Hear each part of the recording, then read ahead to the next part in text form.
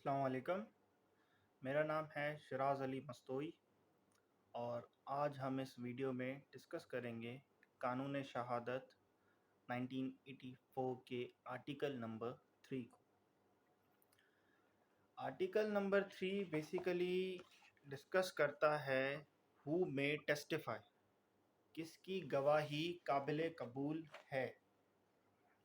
हम literal meanings में जाते हैं तो it states all persons shall be competent to testify unless considers that they are prevented from understanding the questions put to them or from giving rational answers to those questions by tender age, extreme old age, disease, whether of body or mind or any other cause of same kind। अब इसको हम अगर word to word इसको समझने की कोशिश करें तो it says all persons. All persons माने सब शख्स, मर्द, औरत, मुस्लिम, नॉन मुस्लिम, सब इंक्लूड हो जाते हैं इसमें। ऑल पर्सन्स, सब पर्सन्स कॉम्पिटेंट हैं, मतलब हर इंसान गवाही दे सकता है। लेकिन यहाँ पे क्वेश्चन आ जाता है कि अगर सब गवाही दे सकते हैं तो इस आर्टिकल को रखने का मकसद ही क्या। आगे इसने कंडीशन पुट कर दी कि हर इंसान गवाही दे सकता है, वो गवाह बन सकता है अगर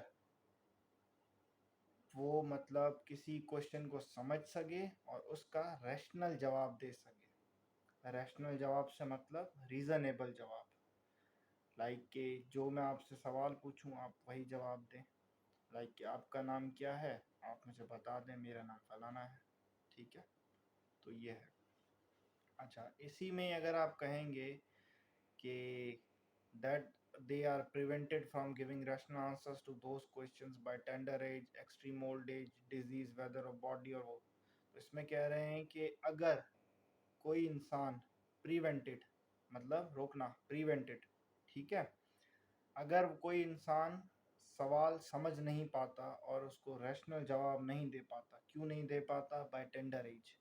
टेंडर एज से मुराद होती है छोटी उम्र, कम उम्री। लाइक के कुछ बच्चे होते हैं मासूम जिनको सवाल समझ नहीं आते, ठीक है। तो हम उनकी गवाही पे रिलाय नहीं कर सकते, क्योंकि कोर्ट में ऐसे मैटर्स होते हैं जिसमें इंसान की पूरी पूरी ज़िंदगी मतलब दाव पे होती है, ठीक है। तो बाय टेंडर एज, कम उम्री, या एक्सट्रीम ओल्ड एज या बहुत ज़्यादा उम्र, लाइक के जैसे आपने बुज़ुर्ग हमारे देखे होंगे 70 साल, 75 साल, 80 साल, या अल्लाह खैर करे उससे ज़्यादा, तो उनकी वो सलाहियत नहीं रहती कि वो बात को समझें और उसका सही रीज़नेबल जवाब दे सकें, तो वो भी एक कॉम्पिटेंट विटनेस नहीं कहलाते। उसके अलावा या तो कोई उनको बॉडी का मसला है, जिस्मानी मसला है, या कोई दिमागी मसला है जिससे वो ना सवाल को समझ पा रहे हैं ना उसका सही जवाब दे पा रहे हैं, तो इनके अलावा सब लोग कॉम्पिटेंट विटनेस हैं, ठीक है। अब इसमें आगे यही आर्टिकल कहता है कि provided that a person shall not be competent to testify if he has been convicted by a court for perjury or giving false evidence, ठीक है। इसमें कह रहा है कि उस शख्स की भी गवाही नहीं ली जाएगी जो परजरी, परजरी माना झूठी गवाही, या फॉल्स एविडेंस गलत सबूत देने पे उसको कन्विक्ट किया गया हो। कन्विक्ट का मतलब होता है कि जिस पे जुर्म साबित हो, मुजरिम, ठीक है। जो कोर्ट में इस बात का मुजरिम हो कि वो गलत गवाही या गलत सबूत देता रहा है, ठीक है। इस पे हम आगे चल के बात करेंगे, क्योंकि यहाँ पे आ जाएगी कॉम्पिटेंसी और क्रेडिबिलिटी की बात। अभी हम लोग पढ़ रहे हैं कॉम्पिटेंसी, क्रेडिबिलिटी इसके बाद है, ठीक है। क्योंकि एक गवाही तभी मुकम्मल होती है जब एक गवाह कॉम्पिटेंट भी होता है और क्रेडिबल भी होता है, ठीक है। ये वाला जो आ गया ये क्रेडिबिलिटी पे जाता है, क्योंकि अगर आप सवाल समझते हो, उसका रीज़नेबल जवाब देते हो, ठीक है, आपकी कॉम्पिटेंसी कंप्लीट हो गई है। लेकिन आप ऐसे बंदे हो जो मुसलसल या आप इससे पहले कोई झूठी गवाही या गलत सबूत दे चुके हो कोर्ट में, तो आप क्रेडिबल विटनेस नहीं रहे, तो आपकी गवाही काबिल कबूल नहीं होगी। ठीक है, पर इस पे आगे ये सेक्शन यही एक्सप्लेन कर रहा है कि provide further that the provision of proviso shall not apply to a person about whom the court is satisfied that he has repented thereafter and mended his ways। कहते हैं कि एक बंदा कॉम्पिटेंट है लेकिन क्रेडिबल नहीं, पर अगर कोर्ट समझता है कि ये रिपेंट का मतलब होता है तौबा करना, इसने तौबा कर ली है अपने अमल से, और मेंडेड, इसने अपने अमाल सुधार लिए हैं कि अब ये नहीं करेगा, अब ये सुधर चुका है, तो ऐसी सूरतें में उस बंदे की गवाही काबिल कबूल होगी। ठीक, अब इसमें लास्ट पैराग्राफ ये है कि provided further that the court shall determine the competency of a witness in accordance with the qualification prescribed by the injunctions of Islam as laid down in the Holy Quran and Sunnah for a witness, and where such witness is not forthcoming, the court may take the evidence of a witness who may be available। अब इसमें एक और बात हमें नहीं बता रहा है ये कि हर वो शख्स,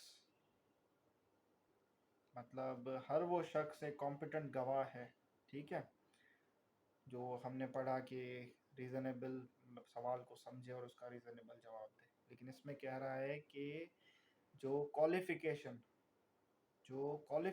होगी एक विटनेस की, वो वही होगी जैसी हमें कुरान शरीफ में और सुन्ना में प्रेस्क्राइब्ड है, बताई गई है। ठीक है, लेकिन क्या ये नॉन मुस्लिम्स में अप्लाई होती है? नहीं होती। तो इसमें आगे ये दिया गया है कि जहाँ हमें ऐसा गवाह ना मिले, ऐसे गवाह से मुराद जिस पर ये कुरान शरीफ की या सुन्ना की प्रेस्क्राइब्ड क्वालिफिकेशन जिससे मैच ना हो और ऐसा हमें गवाह ना मिले, तो हम उस बंदे की गवाही काबिल कबूल करेंगे जो अवेलेबल होगा। लाइक कि नॉन मुस्लिम सारे इसमें इंक्लूड हो गए। ठीक है, अच्छा, इसके अलावा अगर इसको थोड़ा फर्दर एलेबरेट करें तो इसमें यह है कि ब्लड रिलेशन पे बात आ जाती है कि blood relations allowed to testify. तो जाहिर बात है, अगर मेरा बेटा होगा तो मैं उसके हक में गवाही दूंगा, मेरे भाई के हक में गवाही दूंगा, मेरा कोई ब्लड रिलेशन होगा तो मैं अपने हक में गवाही दूंगा। लेकिन जो आज के हालात हैं, खून हो जाता है, डकैती हो जाती है, XYZ कोई भी मसला हो जाता है, कहाँ मिलते हैं गवाह? हर कोई कहता है कि मैं कोर्ट कचहरियों में क्यों पढ़ना, सब कहते हैं भाई हमने नहीं देखा, या किसी वजह से सही तरह हम देख नहीं पाए। तो इस सूरत में सुप्रीम कोर्ट का एक जजमेंट मैं शेयर कर दूंगा कि भाई बेटा, ये जो भी ब्लड रिलेटिव्स हैं उनकी गवाही काबिल कबूल है, क्योंकि आपने देखा होगा कि अक्सर जो खून के डकैती या इस तरह के मामलात होते हैं, वहाँ पर ज़्यादातर जो गवाहियों में नाम ब्लड रिलेटिव्स के होता है, क्योंकि ये 2001 या 2002, मुझे सही से याद नहीं आ रहा अभी, उसमें सुप्रीम कोर्ट ने ये जजमेंट दिया था कि ब्लड रिलेटिव्स की गवाही भी एडमिसिबल है। ठीक, तो ये था आर्टिकल 3 कि कौन कौन गवाही दे सकता है। तो इंशाल्लाह मज़ीद हम इसके दूसरे आर्टिकल्स को डिस्कस करेंगे हमारी नेक्स्ट वीडियो में। तो अपना ख्याल रखें। अल्लाह हाफ़िज़, शुक्रिया।